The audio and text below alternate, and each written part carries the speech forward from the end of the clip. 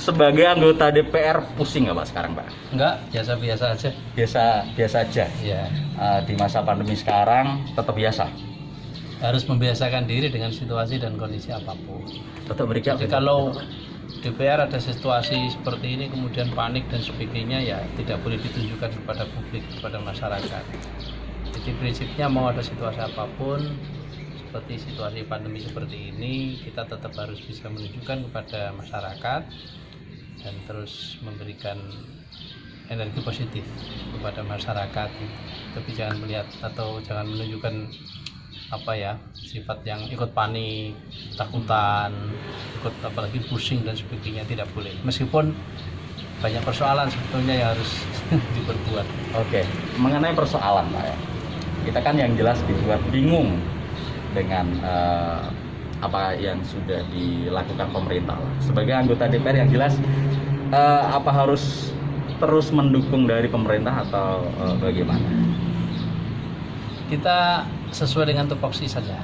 Jadi DPR ini kan punya tugas dan fungsi untuk budgeting ya. Alhamdulillah di COVID ini kita bersinergi dengan pemerintah, merasionalisasi program-program atau kegiatan yang kurang prioritas, kemudian digunakan untuk kepentingan masyarakat. Ya, banyak hal yang kemudian bukan dipotong ya, dikurangi ya anggarannya, yang kemudian dialihkan untuk kebutuhan sosial, baik untuk kesehatan, untuk kebutuhan sembako dan sebagainya, dan itu ditujukan kepada masyarakat. Dan kita juga memberikan pengawasan kepada mereka, kepada pemerintah di semua tingkatan ya. Kalau teman-teman di provinsi, kita selalu koordinasi kepada pemerintah provinsi juga, kita panggil, tapi kita juga kadang-kadang mengadakan hearing virtual gitu, kita undang melalui media Zoom gitu, atau media yang lain.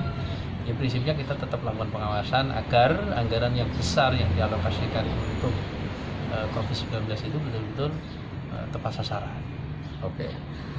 Masyarakat susah dibilangin Pak ya. Kadang juga iren-irenan lah gitu kan, mengenai kebijakan-kebijakan yang ada gitu kan. Semisal ini mau lebaran, nggak boleh ada takbir keliling, sholat id, tapi ternyata misalnya mal ramai sekali seperti itu. Ya, situasi seperti ini memang menurut saya harus ada kesadaran bersama. Pemerintah sekuat manapun negara, bukan hanya Indonesia saja sebetulnya, di Eropa, di Amerika, sekuat Amerika yang katanya masyarakatnya sudah sangat modern, Singapura yang katanya sangat tertib dan disiplin, Jepang, Korea pun juga tidak bisa membendung apa yang disebut dengan pola dan gaya hidup masyarakat. Kita di Indonesia hari ini mayoritas persiapan menghadapi lebaran gitu. Jadi yang penting negara tidak boleh kalah dengan keadaan. Artinya tetap meskipun apapun kondisi masyarakat yang ngeyel ya, yang tidak tertib dan sebagainya,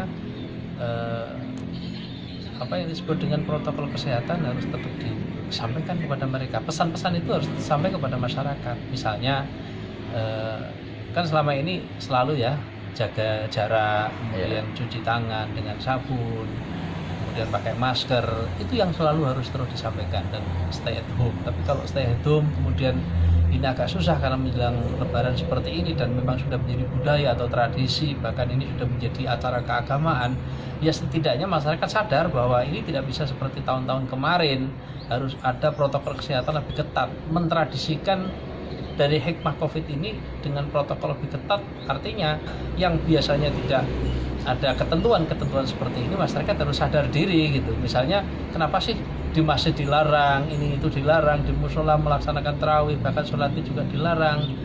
Tapi kan tidak semua ini, beberapa daerah yang memang kondisinya memungkinkan kan tetap dilaksanakan, tetap dengan dengan protokol kesehatan. Tapi di daerah yang memang masih zona merah atau daerah yang memang masih dikhawatirkan banyak PDP, bahkan yang positif kayak di Wonosobo kemarin, kemudian di beberapa daerah di Jawa Timur, Jawa Tengah juga ada.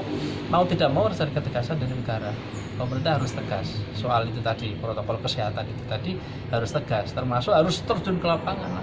Gugus tugas harus terjun ke lapangan langsung, memantau secara fisik, dan tidak hanya sekedar ngomong saja, melihat di lapangan betul agar masyarakat meskipun mereka tidak bisa menghindari kegiatan akhir Ramadan ini dengan persiapan lebaran, tetap harus menjaga diri, jangan sampai lalai dengan protokol kesehatan itu.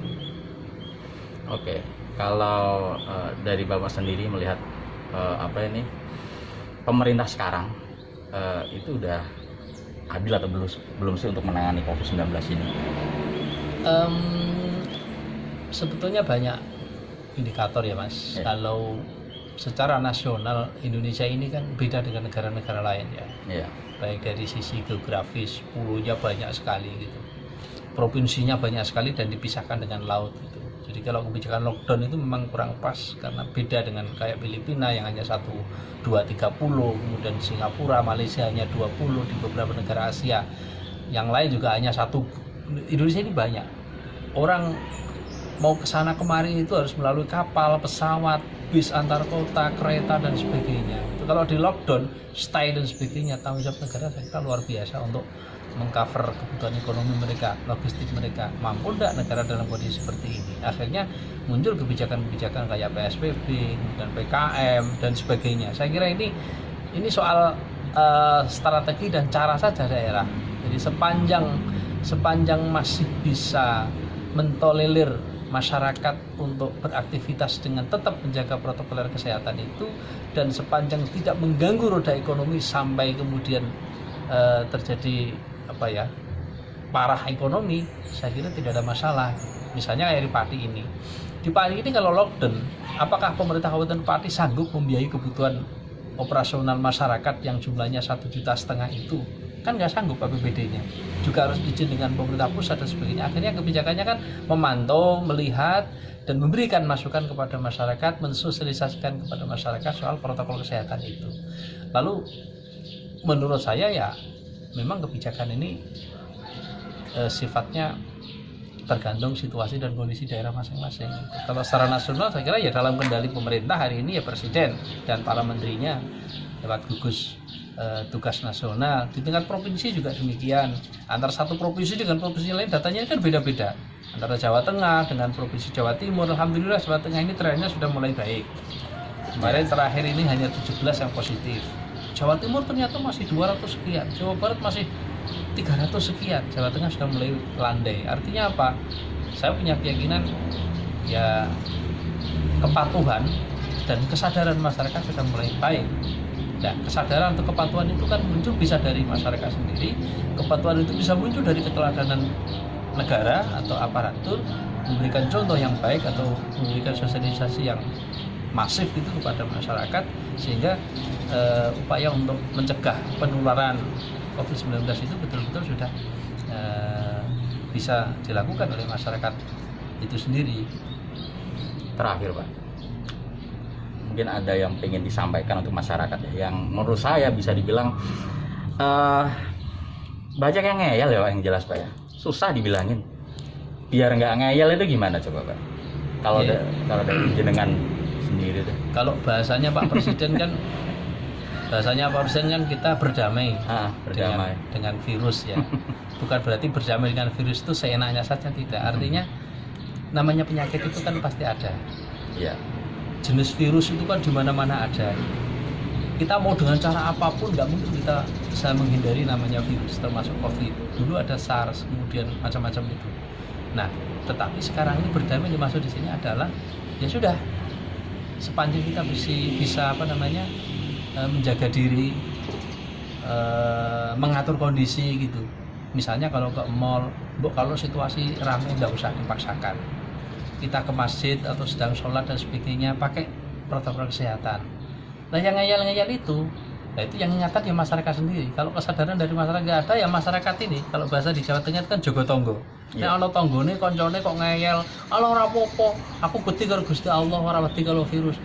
Ini membandingkan sesuatu yang tidak pas sebetulnya. Hubungannya Allah kalau virus kan nggak bisa disamakan. Misalnya Allah takut kepada Tuhan, ya takut kepada Tuhan, pure semua.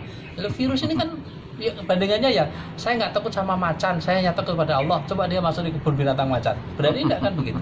Nah, oleh karena itu saya berharap kepada masyarakat, kepada seluruh warga hari ini, saat yang paling menentukan ya, menjelang Lebaran, memang banyak masyarakat yang pada ngeyel ke pasar, ke mall, ke ini itu dan sebagainya. Tolong perhatikan, penyakit ini tidak kelihatan, barangnya musuh kita itu nggak kelihatan. Oleh karena itu tetap apa yang menjadi anjuran dari pemerintah, bukan hanya Indonesia saja ini, seluruh dunia, protokol kesehatan harus diperhatikan ya. Pertama, jaga jarak, kalau nggak penting-penting banget nggak usah keluar rumah, di rumah saja. Kemudian juga jangan capek-capek, harus cuci tangan pakai air bersih dan pakai sabun. Kemudian juga pakai masker. Ini pakai masker sebelah, tapi saya karena ngomong kalau nggak pakai lepas itu nggak bisa ngomong saya ini. Tenang, Ya, kita berdoa saja semua, Oke. mudah-mudahan situasi ini segera berakhir dan Amin. kembali situasi normal, dan kita bisa mengambil hikmahnya. Setelah ini budayakan kita hidup sehat ya, budayakan kita hidup tertib di masyarakat, budayakan kemudian kita saling menghormati, menghargai antar sesama warga masyarakat gitu, karena ini juga bagian dari ujian dari Yang Maha Kuasa di atas di sana. Oke, terima kasih untuk waktunya Sama-sama, Bapak Mas. Muhammad Hussein, dan terima kasih. Assalamualaikum warahmatullahi wabarakatuh.